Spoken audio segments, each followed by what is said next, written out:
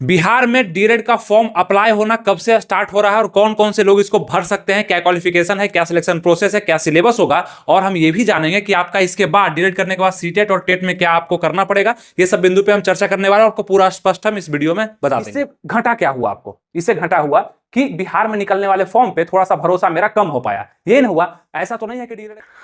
नमस्कार दोस्तों, आनंद study online channel में आप लोग का फिर से एक बार स्वागत है। तो हम जानते हैं कि आप में से बहुत सारे लोग उत्सुक हैं कि बिहार डीएलएड का फॉर्म निकल रहा है, इसको हमको भरना है। आप चाहे लड़की हैं, लड़के हैं, अदर स्टेट के हैं, चाहे बिहार के हैं, आप इसलिए डीएलएड करना चाहते हैं क्योंकि आपके मन में है कि हम 1 to 5 का शिक्षक बनना चाहते हैं और 6 to 8 का भी शिक्षक बनना चाहते हैं। ग्रेजुएशन कर लिए हैं तो 1 to 5 का तब अगर आप 12th किए हैं तो, और 6 to 8 का तब आप ग्रेजुएशन कर लिए हैं तो आप कर सकते हैं। ये हम समझा भी चुके हैं, लेकिन हमेशा इसलिए आपको बताते हैं कि बहुत सारे नए लोग इस वीडियो को देखते हैं तो वो भी समझ जाए एक बेसिक जानकारी जो उनको जानना चाहिए, क्योंकि आगे का प्रोसेस उनको समझ में फिर नहीं आएगा।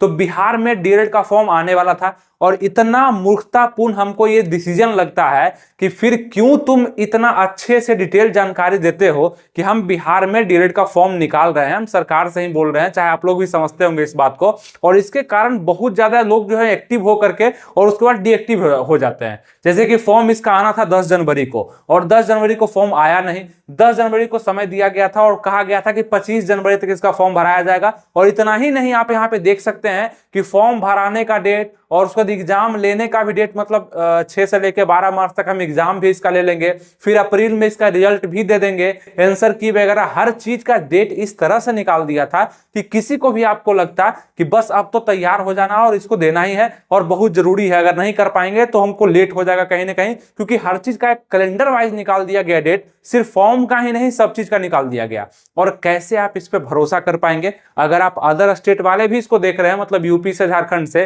तो आप कैसे भरोसा कर पाएंगे कि जो नेक्स्ट डेट आने वाला होगा, सूचना मिल जाएगा, वो कंफर्म आएगा? और क्यों नहीं आया डेट, इस पर भी हम चर्चा करने वाले हैं। अब बात करते हैं कि ये डेट मतलब क्या दिया गया था। तो आपको पता है कि 10 से 25 दिया गया था कि इस बीच में भराया जाएगा फॉर्म, और पूरा डेट आपको निकाल दिया गया था, लेकिन ये सक्सेसफुल नहीं हो पाया। और ये डेट आने वाला है, बिहार डीएलएड का फॉर्म तो आएगा, ये निश्चित है, क्योंकि नया सेशन शुरू होगा तो उसको एडमिशन तो लेना ही है, पूरा कॉलेज में तैयारी चल ही रहा है। और हम पता करने का जब प्रयास किए, जैसे कि आपको पता होगा कि अगर आप डीएलएड करना चाहते हैं, ठीक है, डीएलएड अगर करना चाहते हैं तो आपका उम्र 17 साल होना चाहिए, ठीक है, इससे ज्यादा होना चाहिए, मतलब 17 साल या इससे ज्यादा होना चाहिए। और इसमें जो एज काउंट मांगा जाएगा 1 जनवरी से मांगा जा रहा है, ये भी आपको हम बता चुके थे। अच्छा, इसमें क्वालिफिकेशन क्या था आपका? तो 12th पास, मतलब अगर आप 12th पास कर लिए हैं तो इसको आप अप्लाई कर सकते हैं। अगर जनरल ओबीसी कैटेगरी से है तो 50% चाहिए डीएलएड करने के लिए। अगर आप एससी एसटी से हैं तो 45% चाहिए मार्क्स ओवरऑल, ठीक है, 12th में। लेकिन आपको हम एक बात और बताए थे कि अपेयरिंग वाले भी इसको डाल सकते हैं। लेकिन जब हम ये बात आपको बताए थे तो क्या आप सोचे कि अपेयरिंग वाले के पास ये डाटा कहां से आएगा, 50% और 45% वाला? वो तो अभी परीक्षा दिया ही नहीं है, अपेयरिंग में है, तो फिर उसके पास 50% और 45% वाला डाटा कहां से आएगा, कैसे उसका रिजल्ट आएगा? इसी पर विचार करते हुए आयोग भी ये सोचा कि क्यों ना थोड़ा सा और लेट कर दिया जाए, तब तक एग्जाम हो जाए। लेकिन ये भी कहीं ना कहीं मान नहीं है, वो थोड़ा सा लेट इस कारण से भी कर रहा है कि मतलब अपेयरिंग वाले थोड़ा सा और एग्जाम के नजदीक आ पाए, ताकि क्लियरली हम जब एडमिशन चालू करेंगे तो उस टाइम में जिसका भी, जैसे कि अभी तो आप फॉर्म भर देंगे अपेयरिंग वाले, सोचिएगा इस बात को, अपेयरिंग वाले जितने भी अभी फॉर्म भर दीजिएगा आप, लेकिन जब आपका एडमिशन होने जाएगा प्राइवेट में या सरकारी में, अगर वहां पे आप जनरल ईडब्ल्यूएस से हैं तो ओबीसी से हैं तो 50% नहीं रहेगा आपका। अगर आप पास किए, रिजल्ट आ गया आपका एडमिशन के टाइम में, तो आपका एडमिशन नहीं लिया जाएगा। और अगर उसमें 51%, 52%, 50% आ गया तो एडमिशन ले लिया जाएगा। इस कारण से भी थोड़ा सा इसको लेट किया जा रहा है कि बहुत सारे लोग के नजदीक आ जाएगा, मतलब अभी ले लेंगे सब कुछ और इतना ढंग से प्रोसेस को कर लेंगे तो फिर मतलब एडमिशन लेने टाइम हमको बहुत ज्यादा लेट हो जाएगा, उस टाइम तक सबका रिजल्ट भी नहीं आएगा तो हम एडमिशन कैसे ले पाएंगे? इस कारण से भी थोड़ा सा लेट हो रहा है। उसके बाद बात करेंगे, क्योंकि ये है क्या, तो ये है बिहार। यहाँ पे जो बोला जाता है अगर वो हो जाता है तो ये एक संजोग माना जाता है ना, संयोग है कि हो गया, लेकिन ऐसा होता नहीं है। हर चीज शेड्यूल से निकालने के बाद आपका ये क्लियरली नहीं किया गया और 10 जनवरी को आपका फॉर्म भी नहीं आया, कई सारे लोग इंतजार कर रहे थे। इससे घटा क्या हुआ आपको? इससे घटा हुआ कि बिहार में निकलने वाले फॉर्म पे थोड़ा सा भरोसा मेरा कम हो पाया। ये नहीं हुआ, ऐसा तो नहीं है कि डीएलएड अगर आप करना चाहते हो तो इस साल नहीं हो पाएगा, डीएलएड अगले साल से शुरू होगा, ऐसा कुछ नहीं है, आप कर सकते हैं, डीएलएड करेंगे। 1 महीना 1.5 महीना लेट हो जाएगा और संभावना जो बन रहा है, अब बात करेंगे कब आने वाला है। ये संभावना बन रहा है आपका कि फॉर्म कब तक आएगा। तो आपको बता दें कि फॉर्म आपका जनवरी लास्ट तक देखा जाएगा, ठीक है। ये डीएलएड का जो फॉर्म है वो जनवरी लास्ट तक आपका देखा जाएगा। कोई ना कोई सूचना आपको दे दिया जाएगा कि इस तारीख से फॉर्म भरना शुरू हो रहा है, और इस बार जो डेट आएगा वो आपके पास कंफर्म आएगा। अब बात करते हैं कि ये जो रिजल्ट निकाल दिए, ये जो पूरा सिलेबस निकाल दिया कि हम एग्जाम इस समय में लेंगे, रिजल्ट इस समय में देंगे, आंसर की इस समय में देंगे, है ना। तो ये सब थोड़ा सा आगे बढ़ते हुए भी आपको नजर आने वाला है, क्योंकि जब फॉर्म ही लेट से भराएगा, अब 15 दिन जो हो सकता है कि इस बार मतलब 20 दिन दे दिया जाए फॉर्म भरने के लिए, इसमें 15 दिन दिया था, तो वो तो डेट आगे बढ़ना भी था, कुछ डेट आगे बढ़ता ही दिया जाता है, मतलब कि क्यूरियोसिटी बढ़ाने के लिए कि सब भर दे और जो छोड़ दे वो बाद में फिर भर दे, 5 दिन बढ़ा देंगे एक्स्ट्रा। तो ठीक है, तो ये भी 15 दिन से 20 दिन आपको देने वाला है। तो फिर से जो आपका डेट आएगा वो लगभग जनवरी लास्ट में, यानी कि 28 को, 27 को, 29 को आपको डेट मिल जाएगा कि कब से फॉर्म अप्लाई होना है। और आप हमसे जुड़े अगर रहते हैं, सब्सक्राइब, लाइक, शेयर कर देते हैं, बस इतना ही तो करना है कि सबसे पहले आपके मोबाइल पर मेरा वीडियो चल जाएगा कि क्या अपडेट डीएलएड के लिए आ रहा है। ठीक है, तो अभी फॉर्म अप्लाई नहीं हो रहा है तो आप लोग को परेशान नहीं होना, लेकिन तैयारी अगर करना चाहते हैं तो तैयारी के लिए रास्ता खुला हुआ है, और लिमिट समय ही है, समझिए लिमिट समय ही है, 2 महीना 3 महीना के अंदर सब चीज हो जाएगा। आप पढ़ेंगे नहीं इस कारण से कि फॉर्म नहीं आ रहा है, तो हिंदी या उर्दू से क्वेश्चन पूछा जाएगा, 25 क्वेश्चन, इसमें लेट नहीं होगा। इसमें आपको 2 घंटा 30 मिनट का ही समय मिलेगा, और इसी में आप डिसाइड कर पाएंगे कि हमको प्राइवेट लेना है या आपको सरकारी लेना है, ये आप डिसाइड कर पाएंगे जब एग्जाम में आप बैठेंगे एग्जाम हॉल में। 120 क्वेश्चन आप देखेंगे अपने नजर के सामने, ऑनलाइन एग्जाम होने वाला है और निगेटिव मार्किंग इसमें नहीं रहेगा। उस टाइम आपको समझ में आएगा कि डीएलएड 1 महीना लेट से ही फॉर्म भरे थे, उसमें क्या दिक्कत था, लेकिन पढ़ना तो कम से कम अभी से शुरू कर देते। वो तो आपके लिए जरूरी है। सरकारी कॉलेज लेना चाहते हैं तो मन लगाकर पढ़िए, और ज्यादा हार्ड सिलेबस नहीं दिया गया, आपको पता होना चाहिए। हिंदी या उर्दू से किसी एक से आपका 25 क्वेश्चन, टोटल क्वेश्चन आपको बताया 120, मैथ से आपका 25 क्वेश्चन, जीके से 40 क्वेश्चन, मतलब जीके जीएस मिला करके, जनरल नॉलेज और जनरल साइंस, सामान्य ज्ञान और सामान्य विज्ञान को मिलाकर के 40 क्वेश्चन पूछा जाएगा, और इंग्लिश को मिलाकर के 20 क्वेश्चन इंग्लिश से आएगा। रीजनिंग से 10 क्वेश्चन आने वाला है, जबकि रीजनिंग इजी होता है तो 10 ही क्वेश्चन पूछ रहा है, और क्वेश्चन पूछता तो मैक्सिमम लोग पास कर पाते। यहाँ पे आपको क्या करना है कि अच्छा खासा स्कोर करना है, ताकि आप इसको क्वालिफाई कर करके अगर 80-90 नंबर ले आते हैं तो सरकारी फिक्स है आपका, लेकिन कम आता है तो प्राइवेट में भी अच्छा कॉलेज मिल जाएगा जो हाई मार्क्स से उठाता है। ठीक है, तो यहाँ पे क्या होगा, अब बात करते हैं कि अच्छा ये सिलेबस के लिए आपको हम कुछ गाइड भी बताए थे।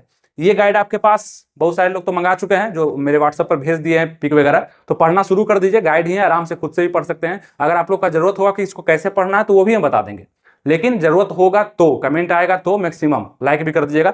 ये जो गाइड है अग्रवाल एग्जाम कार्ड की तरफ से बिहार डीएलएड के लिए निकाला गया, जो संयुक्त प्रवेश परीक्षा जो होने वाला है आपका, जब भी फॉर्म भराएगा परीक्षा तो होगा 2-3 महीना के अंदर। और ये स्टडी बुक है, इसको अगर आप पढ़ते हैं तो अच्छा से आपका ज्ञान हो जाएगा कि किस सब्जेक्ट से, किस सिलेबस से आपका क्वेश्चन, 120 क्वेश्चन आने वाला, सब यहाँ पे सिलेबस, जितना भी सिलेबस दिख रहा है सब इसमें दिया गया है। मात्र एक बुक है, अगर आप इसको पढ़ना चाहते हैं अग्रवाल एग्जाम कार्ड का, तो ये भी चॉइस आपके पास है, क्योंकि इसका लिंक हम डिस्क्रिप्शन कमेंट बॉक्स में दे दिया। आप इसको परचेज करके ऑनलाइन पढ़ सकते हैं, कोई भी दिक्कत आपको नहीं आएगा, कंटेंट भी अच्छा है, पढ़ने में मजा आएगा। ठीक है, और हर तरह का सजेशन आपको हम देते हैं, हर तरह का बताते हैं, जो आपको पसंद आता है आप जरूर लगाइए, सब बेस्ट है आपके नजर में और हमारे नजर में, बशर्ते कि मेहनत जिसका ज्यादा होगा रिजल्ट तो वही देगा। जरिया और आपको रास्ता हम बता देते हैं। ठीक है, ये समझ गए। ये डॉक्यूमेंट्स दोस्तों थोड़ा सा आप लोग ध्यान रखिएगा, जब आप डीएलएड का फॉर्म भरने जाएंगे या खुद से भी भरेंगे तो आपको ये डॉक्यूमेंट्स का जरूरत पड़ेगा, जिसमें आप बारी बारी से पढ़ सकते हैं 1-2 करके कि क्या क्या डॉक्यूमेंट्स लग रहा है जो कि आपके लिए मतलब जरूरी होगा उस समय में जब आप फॉर्म को भरेंगे। ठीक है, तो ध्यान रखिएगा, जो भी कैंडिडेट है, लड़का है चाहे लड़की है, इसको ध्यान रखिएगा। आइए हम लोग आगे बढ़ते हैं। अब हम बात करते हैं यहाँ पे कि सबसे पहले आपका फॉर्म फिलअप करवाया जाएगा, और कब करवाया जाएगा, तो जनवरी लास्ट तक आपका रिजल्ट इसका आ जाएगा। मतलब कि ये आ जाएगा कि फॉर्म कब से फिलअप करना है। बिहार है थोड़ा सा लेट हो जाता है, इसका भी मजबूरी है, यहाँ तो लेट ही नहीं, ये तो थोड़ा सा लेट ही कर रहा है, बिहार में सेटिंग तक हो जाता है। अब उस पर क्या आप बोलना चाहेंगे, तो वो कम से कम ना हो, लेट तुम 10 दिन 20 दिन लेट से ही ले लो वो सही, लेकिन ये सब मत करवाना, ताकि फिर से मेरा 960 रुपया जो लगता है इसमें ये बर्बाद हो जाएगा फिर से फॉर्म भरने में। 760 रुपया SC ST PH कैंडिडेट को लगता है, ये बर्बाद हो जाएगा। जनरल EWS OBC को 960 रुपया लगता है, इतना पैसा लेता है, तुमसे एग्जाम ही सही से नहीं हो पाता है, तो ये भी थोड़ा सा फैक्टर करेगा यहाँ पे। और बात करते हैं, सबसे पहले फॉर्म भराया जाएगा, एंट्रेंस एग्जाम इसी सिलेबस पर लिया जाएगा आपका, एंट्रेंस यानी कि प्रवेश परीक्षा, जो कि आपको ये बताएगा कि आपको प्राइवेट कॉलेज के आप लायक हैं कि सरकारी कॉलेज के लायक हैं। डिग्री दोनों का समान है। पैसा के बारे में आपको बता ही दिए हैं, लिंक दे देंगे कि कितना पैसा क्या लगता है प्राइवेट में सरकारी में, एक स्पेशल वीडियो बना हुआ, उसको समझ लीजिएगा। बाकी यहाँ पे देखिए, उसके बाद एंट्रेंस एग्जाम में अगर आप क्वालिफाई कर जाते हैं इस सिलेबस में, तो काउंसलिंग का मतलब ये कि आपको प्राइवेट देना है कि सरकारी देना है, कितना अच्छा नंबर आप लाए हैं वहां से चूज करके उसके बाद 2 साल का आप कोर्स करते हैं। मतलब 2 साल के लिए आप रिजर्व हो जाते हैं कि डीएलएड के जरिए हम 2 साल का कोर्स करने वाले हैं। उसके बाद आता है समय आपका सीटेट और टेट का। अब टेट क्या है, टीचर एलिजिबिलिटी टेस्ट, और ये है सेंट्रल टीचर एलिजिबिलिटी टेस्ट। अब यहाँ बात क्या, दोनों एक ही है लगभग, समझिए। ये आपका राज्य करवाता है और ये सेंट्रल करवाता है। तो आप मेनली अगर सीटेट क्वालिफाई कर जाते हैं, इसका फॉर्म भी मतलब ये एग्जाम भी होने वाला 21 तारीख को, 21 जनवरी को होने वाला सीटेट का। तो आप अगर देखिए आप अगर कर लिए हैं, इंटर करके आप डीएलएड किए हैं, तो सीटेट का 2 पेपर होता है, 1 पेपर और 2 पेपर होता है, ठीक है। अगर आप इंटर करके डीएलएड कर लिए, इंटर करके, ग्रेजुएशन नहीं, इंटर करके डीएलएड कर लिए हैं, तो आप पेपर 1 को भरेंगे, 1 to 5 के लिए होता है, मतलब 1 to 5 का शिक्षक बनेंगे। और सीटेट पास करना इसलिए जरूरी है ना दोस्तों, कि अगर ये पास करते हैं तो आपके पास प्रमाण मिलता है कि आप थोड़ा सा उन लोगों से अलग हैं जो कि टीचर मतलब सिर्फ डीएलएड किए हुए हैं, उन लोगों से अलग होगा, क्योंकि आप सीटेट भी क्वालिफाई कर गए हैं। अब आपके पास योग्यता यह है कि बीपीएससी का एग्जाम जो होगा, जहां पे निकलेगा 1 to 5 के लिए टीचर के लिए, वहां पे आप भर सकते हैं। अगर सीटेट नहीं क्वालिफाई करिएगा तो नहीं भर सकते हैं। और पहले तो ऐसा था कि सीटेट आप पास कर लिए ना, तो सीटेट का नंबर पे, बीएड के नंबर पे और 10th और 11th 12th के नंबर पे आपको टीचर ऐसे ही बना दिया जाता था, जो कि अस्थायी था कहीं ना कहीं, और कुछ मान्यता थोड़ा सा कम था। अब तो बीपीएससी के जरिए आ रहा है, तो अब बढ़िया है। तो सीटेट बस क्वालिफाई ही करना है, मैक्सिमम मार्क्स लाइएगा तो कोई फायदा नहीं होने वाला है, ठीक है। तो क्वालिफाई कर लीजिएगा। बीपीएससी का जो एग्जाम होगा इसके बाद, उसमें मैक्सिमम मार्क्स लाना पड़ेगा। और एक बात आपको बता दें, अभी अगर समझ में नहीं आ रहा है, इस पर हम स्पेशल वीडियो लाने वाले हैं, सीटेट पे, टेट पे स्पेशल समझाएंगे कि डीएलएड के बाद आपको क्या करना है, कैसे कैसे क्या क्या स्टेप है। उसके लिए भी कमेंट तो करना ही पड़ेगा। हम इतना मेहनत करते हैं आपके लिए, तो आप एक कमेंट जरूर कर सकते हैं कि जरूर हमें समझाइए कि सीटेट में क्या सिलेबस, कैसे पार करना पड़ेगा। और डीएलएड कर लिए, कितना लोग ऐसे हैं ना, डीएलएड कर लिए, इसके बाद क्या करना होगा यही पता नहीं है। तो वो सब हम बताएंगे आपको, जुड़े रहिएगा, सब्सक्राइब, लाइक, शेयर, और सीटेट टेट पर लाएंगे।